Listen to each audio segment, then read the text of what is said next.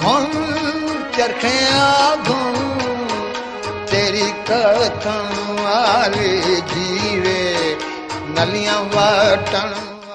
बचपन में दादी अम्मा की कहानियों में चांद का जिक्र और उसमें बैठी हुई बुढ़िया के चरखा काटने की दास्तान आज भी हमारे लाशऊर का हिस्सा है। वक्त ने करवट ली, मोबाइल और कंप्यूटर ने हमें दादी और नानी के रिश्तों से दूर कर दिया। दुनिया एक ग्लोबल विलेज के नारे ने हम सबसे मासूम कहानियों का लुत्फ भी छीन लिया। लेकिन आज के मशीनी दौर में अभी भी कुछ लोग माजी के झरोखों में झांकते नजर आते हैं।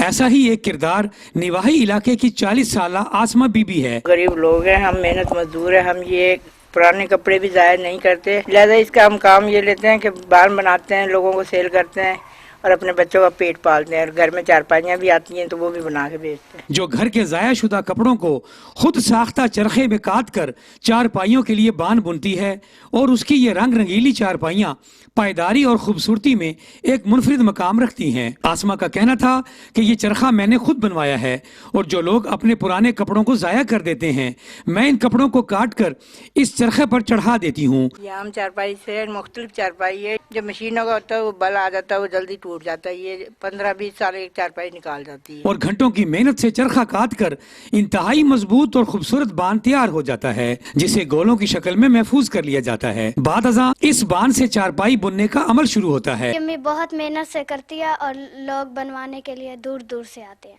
आसमा का कहना था कि एक चारपाई बनाने में 4 से 5 दिन लगते हैं। अगरचे ये इंतहाई मेहनत तलब और थका देने वाला काम है, ताहम चारपाई तैयार होने के बाद लोगों के सताइशी कलमात मेरा हौसला बढ़ाते हैं। आसमा ने बताया कि ये काम पैसों से ज्यादा अपनी सकाफत को जिंदा करने के लिए करती हूँ।